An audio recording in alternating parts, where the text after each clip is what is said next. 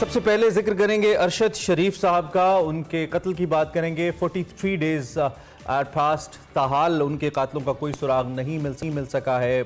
गुज़िश्ता रोज़ बहरहाल एक बड़ी पेशरफ सामने आई। सुप्रीम कोर्ट के हुक्म पर तकरीबन 1.5 माह के बाद हुकूमत ने इस कत्ल की FIR पाकिस्तान में दर्ज कर ली। ये FIR इस्लामाबाद के थाना रमना जो G11 सेक्टर में है वहाँ पे सरकार की मुद्दत में दर्ज कराई गई है। हालांकि अरशद शरीफ की वालिदा ने अपनी मुद्दत में FIR दर्ज कराने का ऐलान किया था, ताहम हुकूमत ने वर्सा को ये मौका नहीं दिया और इस पे कुछ लोग एतराज़ भी करते नजर आए ऑन सोशल मीडिया। SHO की मुद्दत में ये FIR दर्ज हुई है और इसमें 3 मुल्ज़िमान को नामजद किया गया है, जिसमें वकार अहमद हैं, जिसमें खुरम हैं और तारिक अहमद हैं। इनको मुल्ज़िम बनाया गया है। गुज़िश्ता रोज़ chief justice of Pakistan Umar Ata Bandial ने अरशद शरीफ साहब के कत्ल का खुद नोटिस लिया था और उसके बाद एक 5 रुकनी बेंच ने इसकी समाअत की थी। जो मकतूल की पोस्टमार्टम रिपोर्ट थी उसको गैर तसल्ली बख्श करार दिया था कोर्ट ने। साथ साथ उन्होंने तहकीकाती रिपोर्ट अदालत में जमा न कराने पर शदीद तशवीश का भी इजहार किया और अरशद शरीफ के कत्ल पर कई सवालात भी उठाए गए और हुकूमत को मुकदमा दर्ज कराने का भी हुक्म दिया। आज फिर इस केस की समाअत हो रही है। देखते हैं कि अदालत के क्या ऑर्डर्स आते हैं और क्या अरशद शरीफ के वर्सा की जो दर्ज कराई गई FIR है वो मुतमईन है उनके वर्सा या नहीं। और इस हवाले से वजीर आजम शहबाज शरीफ ने भी सुप्रीम कोर्ट को इस कत्ल की तहकीकात के लिए भरपूर ताउन की यकीन दहानी करा दी है। इस पे भी हम बात करेंगे। इसके साथ साथ सियासत की भी बात करेंगे तो सियासी कशीदगी और हलचल उसी तरह से बरकरार है। सूबाई असम्बलियां तोड़ने के मामले पर मुशावरत और राबते भी जारी हैं। साथ बैकडोर राबतों की भी कुछ खबरें सामने आ रही हैं। इमरान खान साहब ने जी 26 नवंबर को एक हफ्ते में असम्बलियां तहलील करने का ऐलान किया था, लेकिन आज 12वां दिन है, कोई हतमी तारीख सामने नहीं आई। अलबत्ता PTI आज से लाहौर में इलेक्शन कराओ मुल्क बचाओ मुहिम शुरू कर दी है और ये मुहिम 17 दिसंबर तक जारी रहेगी। और हुकूमत दूसरी जानिब अपने मौक़िफ़ से पीछे हटती नजर नहीं आ रही। तहरीक अदम एतमाद और सूबाई असम्बलियां बचाने के लिए हर हद तक जाने के ऐलानात में कमी आ गई है। अलबत्ता ये लग रहा है कि PTI और PDM बाज़ाहिर देखो और इंतजार करो की पॉलिसी अपनाएं। बिल्कुल। इस सारी सूरत हाल में हम जाहिद हुसैन साहब से बात करते हैं, सीनियर तज्ज़ियाकार हैं, उनकी राय लेते हैं कि वो क्या सोच रहे हैं। जाहिद साहब, गुड मॉर्निंग। आई होप आप खैरियत से हैं और आपकी सुबह अच्छी हुई है। सबसे पहले तो इसी पे एक जनरल क्वेश्चन यही बन रहा है। हम अगर अरशद शरीफ साहब की बात सबसे पहले कर लेते हैं। बड़े जय्यद हमारे सहाफ़ी हैं, उनका कत्ल हुआ और उसके बाद फिर ये बड़ी एक मुतनाज़िर किस्म की बात चली और शायद ऐसे इतने बड़े हाई प्रोफाइल मर्डर के बाद ये होना भी चाहिए था। आप इसको कैसे देखते हैं? सुप्रीम कोर्ट ने इसका नोटिस लिया है, ये कैसा अमल है और क्या इससे वाकई मदद मिलेगी इतने बड़े केस को सॉल्व करने में?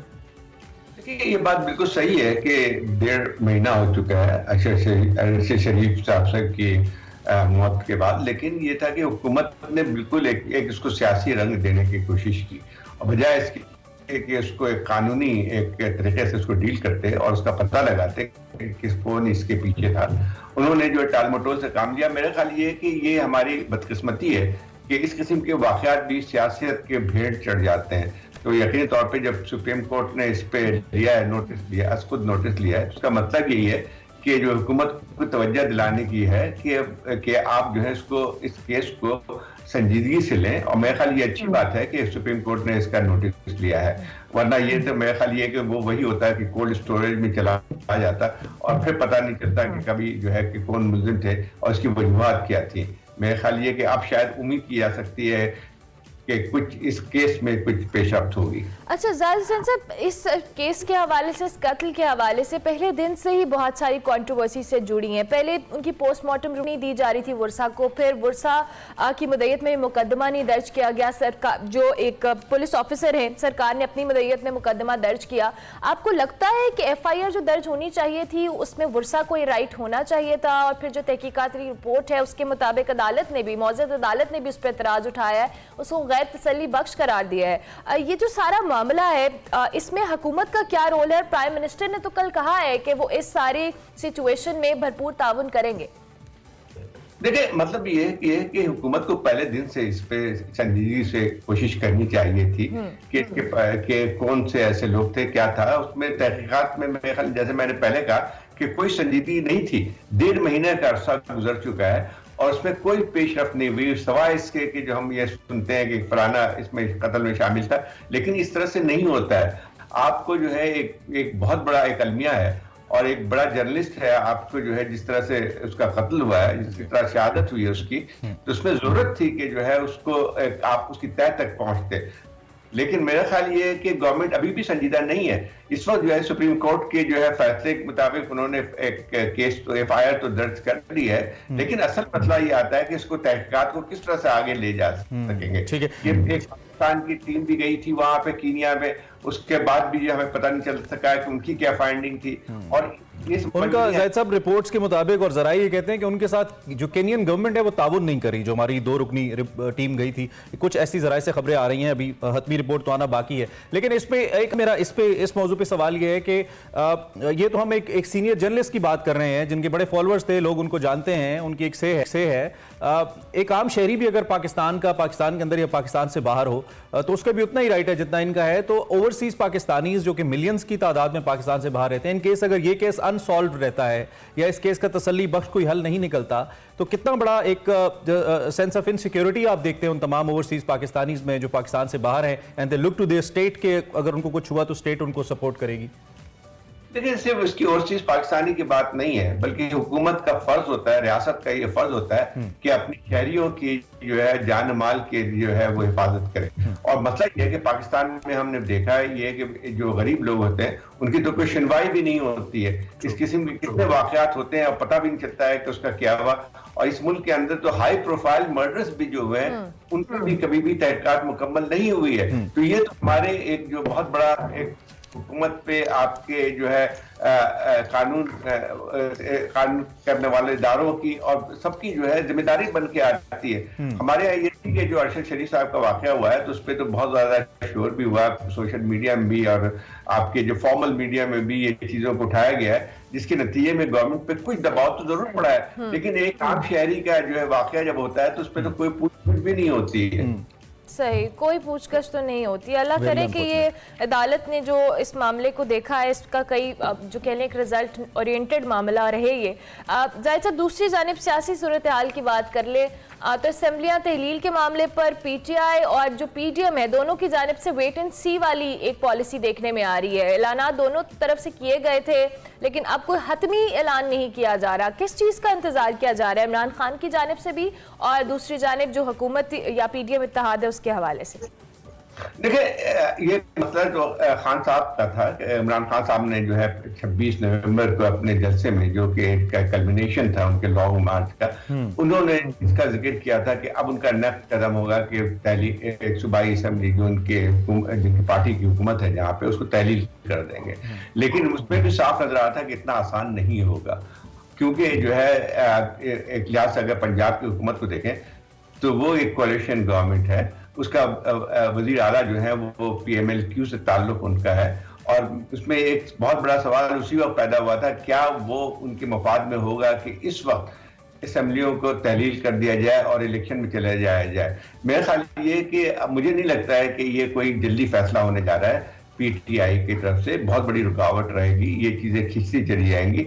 लेकिन मसला ये है कि इसके नतीजे में जो एक लिहाज से एक अनसर्टेनिटी जो मौजूद है सियासत में वो और बढ़ेगी। इस वक्त जरूरत इस बात की है कि कोई इसका इस पूरे बहरान का कोई सियासी तस्वीर जो है वो तलाश किया जाए और वो हमेशा जो बातचीत के जरिए होती है। देखें, इलेक्शन तो होने हैं और इससे इनकार नहीं, इलेक्शन वैसे भी अगर फर्ज कीजिए कोई जल्दी इलेक्शन नहीं होते हैं तो भी जो है आपकी इस असेंबली की मुद्दत जो है वो अगस्त में खत्म हो रही है। इसका मतलब ये हुआ कि इस साल तक नेक्स्ट ईयर की आपकी जो है इंतखाबात होने हैं। तो मेरा ख्याल है कि असल मसला जो पाकिस्तान की सियासत में होता है वो सिर्फ इलेक्शन होना नहीं होता है, बल्कि ये कि हमारी जो एक मसला हमारे साथ रहा है कि कोई भी इलेक्शन जो है गैर मुतनाज़ा नहीं हुए हैं पाकिस्तान।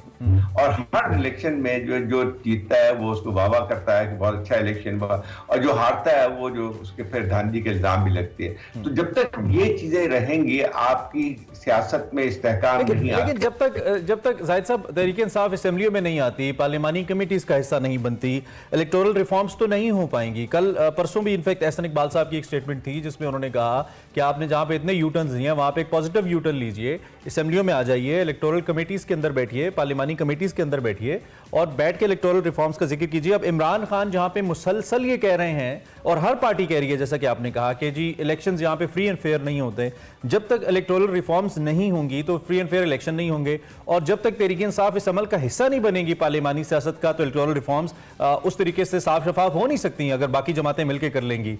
तो फिर इसका ना कोई हल है और ना कोई उम्मीद है, लेकिन दूसरी जानिब एहतजाज भी है तहरीक इंसाफ की तरफ से। इस पे क्या कहेंगे आप?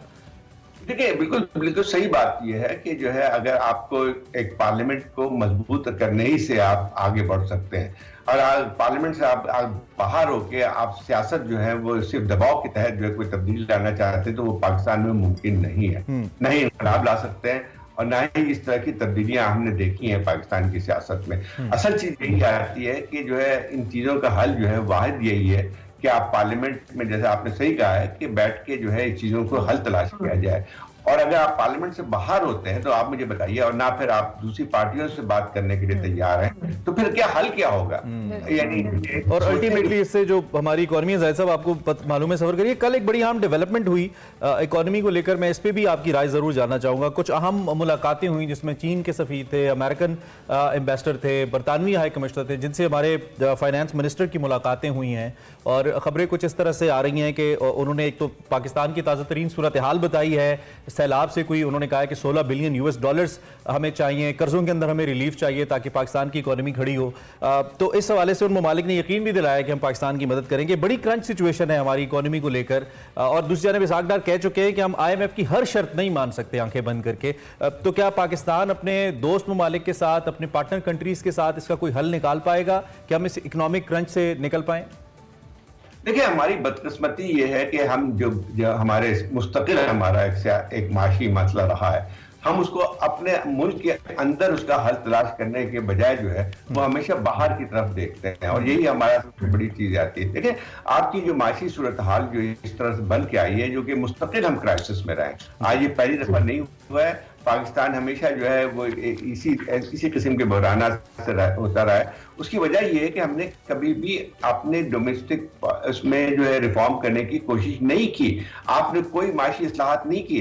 नतीजा ये होता है कि हर थोड़ी देर बाद जो है आपको IMF में जाना पड़ता है। इस मुल्क में जो वाहिद मुल्क है दुनिया का जिसका रिकॉर्ड है कि 26 दफा ये IMF में गया है। उसकी वजह क्या है, हम क्यों जाते हैं IMF में? उसकी सबसे बुनियादी वजह यह है कि हमने अपने जो जराए हैं वो हमारे जो रिफॉर्म होने चाहिए, तो वो हमने कभी भी नहीं किए।